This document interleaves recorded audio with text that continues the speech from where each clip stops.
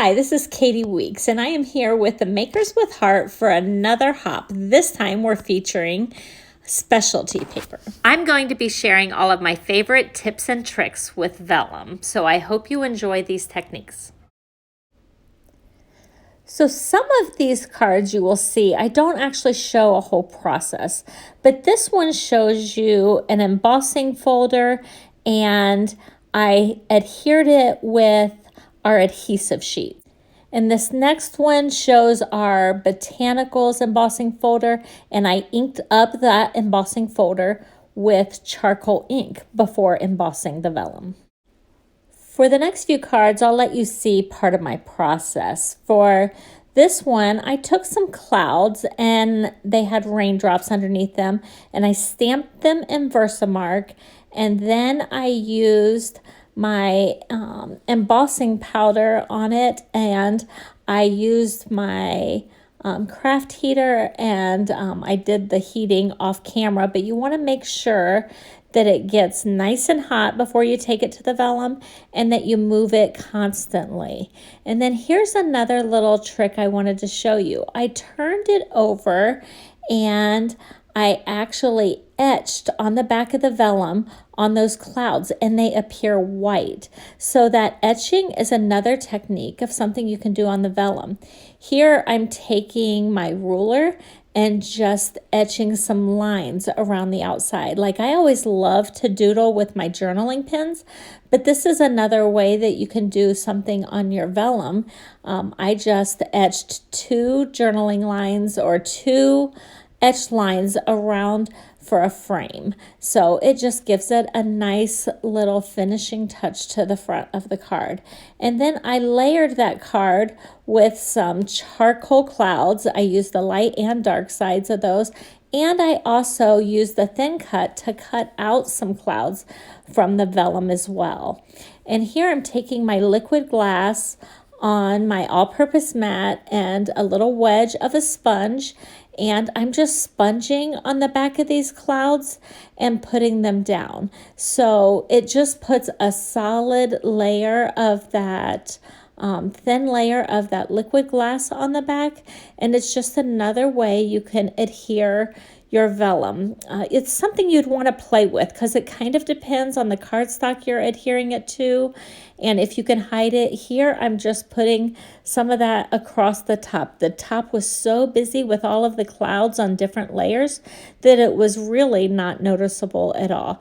And then I just put something on top as weight to kind of hold it down for a few minutes when I went on to some other steps. And here you can see the front of that card and my previous card as well.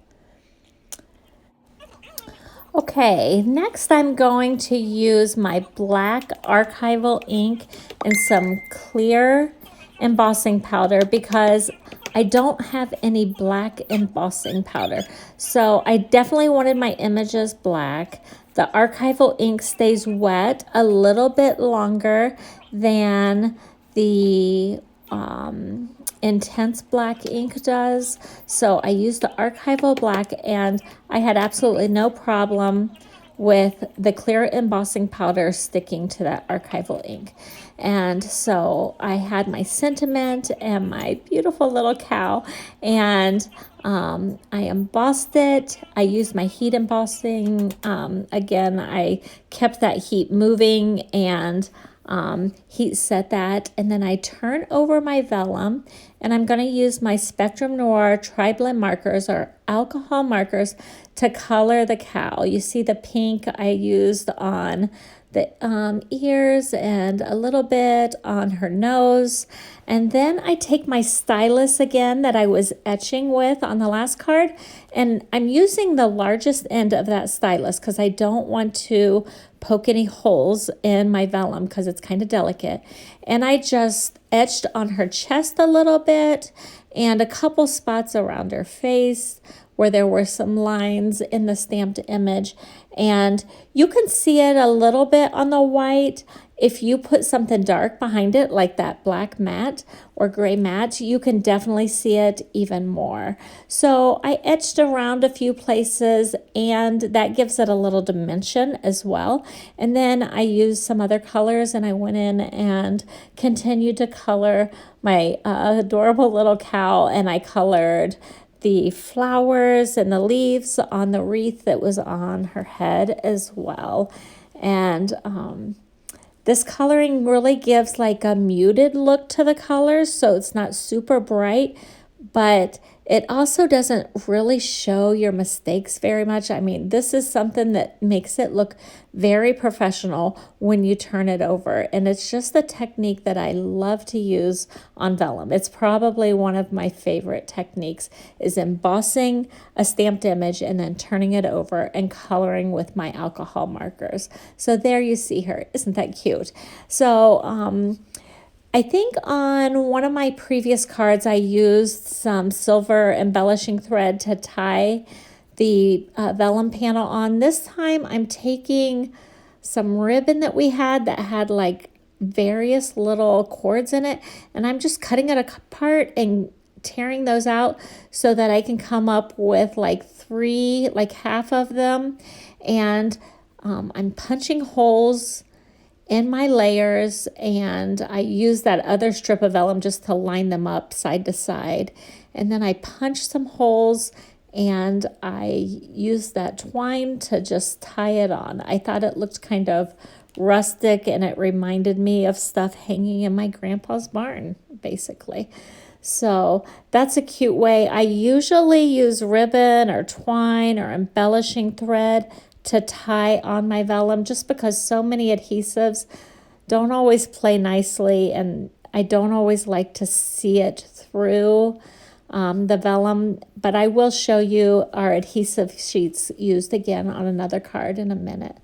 So I tied that on the front of the card and tied some little knots on the end of each of those little pieces of thread as well, and put it on the front of my card, and it just made an adorable little card. This one is just a real cute, fun card. So you can see the etching and the coloring there. And if I hold that underneath there, then you can really see the etching. And that pop-up is just another technique I had learned from a friend. I don't have time to show that on this video. So next, I had used my thin cuts and cut out a bunch of these penguins and then loaded it back in, even the outside, and stamped off my little penguins, and they just fit right inside those little spots that I had thin cut already. I had lined them up on my Misty. That's kind of a trick for another video, but I wanted to give you a peek at what I was doing with these guys. And I'm going to use a couple of them on some cards for you. So here I used the Oasis holographic paper and the vellum. The holographic really didn't show through as much as I thought it would. You get a little sense of it, but under the vellum it kind of took away the magic some. But I wanted to show you how to make a reflection with a stamped image.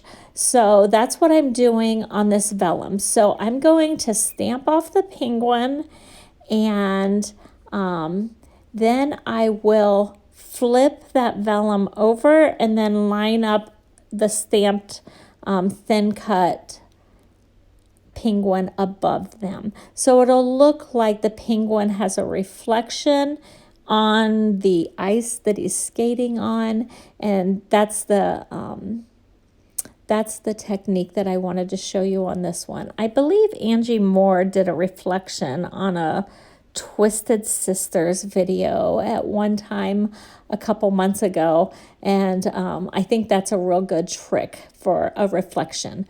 So you'll see me, I'm doing two cards here, so I'm doing that reflection with two different penguins on the vellum. So here's my second little guy, And I just lay it beside the guy, and then I flip it over. So here I'm using some adhesive sheets in between. So I think this probably took a little bit of the magic away from that holographic as well. But I wanted to show you that if you're doing something solid, then those adhesive sheets do work fairly decently. If you didn't want to tie something on, you could do a whole panel with an adhesive sheet. So that's what I did for both of these. You want to burnish it real well so you don't have any little bubbles underneath there, but it does work pretty good. And I did have to trim off a couple little edges around it, but it worked quite nicely. So here I'm just going to finish trimming him up, and I have some retired blue cardstock that I cut into a card base. So I think it's similar to Bluebird, but not quite Bluebird. I had colored these guys with some of our tri-blend markers. And I'm going to use some bitty sparkles around him just to put like some stars or snowflakes in the sky. I think it just adds a nice little touch to these cards. And I'll give you a look at those two finished cards. You can see a little bit that it's holographic underneath it, but not nearly as magical as what you would get without the vellum. Like you see on the inside of the card, it's real shiny. Okay, next I'm going to use some of that vellum with a shaker card. So we think of shaker cards as having acetate on them a lot of times, but you don't have to. So here I replaced it with the vellum for a shaker card as well. So I hope you'll follow along with all of the hop for these specialty papers. Yesterday, Kim Ferguson shared with us pearl paper and silver foil. And tomorrow, Amanda Ross at Crafting with Amanda will be sharing her beautiful 3D flowers that she makes with cardstock. If you have learned anything new, I hope you'll hit the thumbs up and give me a like for this video, and you'll consider hitting the subscribe button, ringing the bell so you can turn on the notifications for any time I upload a new video.